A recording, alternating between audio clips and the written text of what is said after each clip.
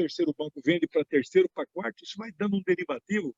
Se o PIB da Terra é 80 trilhões, tem estimativas que existe 1,2 quatrilhões de dólares de derivativo. Significa quase 30 vezes mais o PIB da Terra em papéis podres.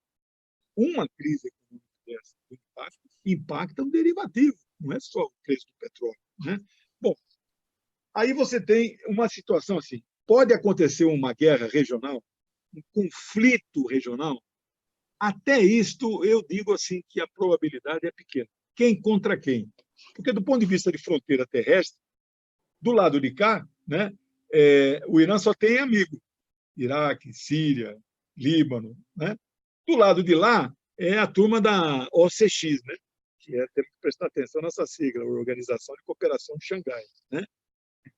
São turma amiga também, mas não vão mobilizar tropa a favor do Irã. Né? Aqueles estão, né? O Uzbequistão, né? Então, vários estão, né? E tem a Rússia, tem a China. Então, do ponto de vista aéreo, não tem a menor possibilidade da Força Aérea iraniana vencer um combate aéreo, até porque a distância leva a um problema da autonomia máxima dos voos, né? Dos caças que tem que ir bombardear lá perto de Tel Aviv e voltar para reabastecer, né? Então, eu não acho que vá acontecer assim. Agora, o desdobramento, que é o que você pergunta, né? Acho que até o desdobramento econômico, né? O petróleo subiu 4%, talvez suba um pouco mais. Vai bater na casa dos $100. Né? O Pepe Escobar, que a gente lê faz muitos anos, alguns livros no meu passado já publiquei capítulos dele, o Pepe fala do alto do seu conhecimento. Pepe é um homem muito bem informado, jornalista. Tem estudos que dizem que se o estreito for fechado por um prazo, tipo um mês, 2 meses, o barril chega a $500. Né? Eu não aposto nesse número, mas chegando a $100, isso já causa um grande impacto. Né? Mas o impacto que vai acontecer vai ser a reação que o Irã irá tomar como resposta a esta agressão violenta né, que foi um ato de terrorismo. Né? Aí você pode me indagar, assim, vai ser uma resposta direta com os Estados Unidos? Não. Mas vai ser uma resposta contra quem, diretamente? Bom, aí então só resta os chamados aliados dos Estados Unidos, ou, vamos dizer assim, dos protegidos dos Estados Unidos. Né? Israel é protegido e a Arábia Saudita, mais do que protegido, é um protetorado. Não tem autonomia nenhuma o rei. Ele não manda nada lá, quem manda é os Estados Unidos. Né? E Israel, né? De certa forma, dá as cartas em toda a região ali. Né? E que são aqueles 9 países do Golfo, que são bilionários de petrodólares, né? E que são todos sunitas, infelizmente, né? Que estão contra nós e são amigos dos Estados Unidos. Alguns árabes do nosso lado, assim, eles nem árabes são. Né? São traidores. Né? Aí eu também raciocino assim, que tipo de ação o Irã tem condição de tomar? Tem. Todas as refinarias grandes da Arábia Saudita e todas as bases militares situadas no entorno do Golfo, e aí não só na Arábia Saudita, mas nos países do entorno da orla ali do Golfo, né? Omã, Bahrein, Emirados, Catar, etc., todas as bases estão sob a mira, né? Aí é tudo por computador, satélite, então tudo no mirado, são alvos já mapeados. Se isso será disparado ou não, o tempo vai dizer. Acho que não será uma resposta imediata. Já passou, você viu, 72 horas, eu apostei em 72 horas, está tudo calmo. Né? Mas a resposta virá. Né? Agora, em Israel, em sendo Israel, a coisa também muda de figura. Não só porque eles são protegidos e amigos dos Estados Unidos, é pela própria capacidade de Israel responder e retalhar. Né? Ele já fez isso no passado, ele destruiu um reator nuclear que estava em início de construção, né? A partir dos caças israelenses têm uma autonomia, assim, muitos são os caças fornecidos pelos Estados Unidos, né? Então, isso. Agora, eu queria assim, levantar aqui hipóteses, né? Tem outras hipóteses das respostas que a gente só, né, só trabalha com a hipótese militar, ataque, etc, etc. Né? Tem a hipótese do chamado ataque cibernético. Né? Ataque cibernético, se você derruba, por exemplo, a Nasdaq, né?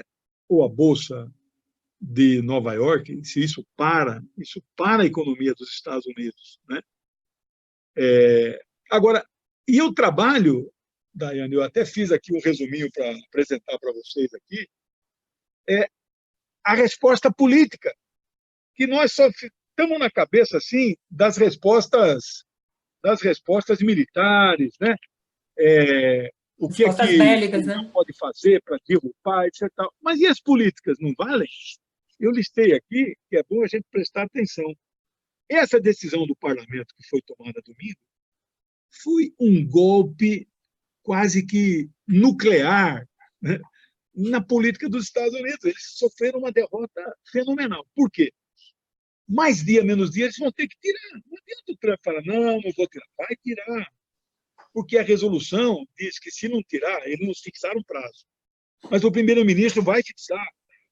Se não tirar no prazo determinado, todos os soldados passam a ser objetivos militares. Eles estão em solo de outra nação e serão considerados tropas ocupantes.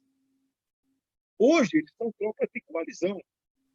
Há um convênio afirmado, quando o Obama retirou as tropas, em 2011, 2012, o grosso, né, tinha 150, chegou a ter 150 mil soldados lá, hoje tem 6 mil. Né? Quando saiu, o grosso assinou um documento, né, que permite algumas bases e algumas tropas ali. Né? A polêmica que foi discutido na época foi se os crimes comuns que um soldado comete, por exemplo, ele estupa lá uma iraquiana, né? O Obama queria que ele não fosse julgado pelas leis iraquianas, queria que fosse julgado pelo Tribunal Militar dos Estados Unidos. Né? Evidente que o Iraque não aceitou, né? Mas eles estão quietinhos, eles ficam dentro das bases, tem 6 mil. Né? Se esses caras não saem, não desmontam suas bases, como está no ofício lá do general Willey, né? Dizendo que vai desmontar mesmo, todo mundo vai embora, não vai ficar nada sobre nada, né? Se ele não vê, é tropa de ocupação. E aí?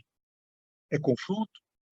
6 mil, o exército iraquiano hoje, que é muito melhor do que na época do Saddam, muito mais treinado, porque foi treinado até pelos Estados Unidos, equipado pelos Estados Unidos desta vez. Né? Então, a situação muda muito de figura. Mas tem outra questão política. Não sei se você viu as manifestações nos Estados Unidos contra a guerra. 70 cidades, Daiane, saíram às ruas contra a guerra, contra o Trump, contra o ataque e contra o assassinato do general. Ora, isso no coração do Império, dentro do Império, assim, 24 horas, 48 horas depois que o assassinato foi cometido. Aliás, que a imprensa não usa o termo, né? A morte do general. Eu fico impressionado com essa nossa imprensa. Né?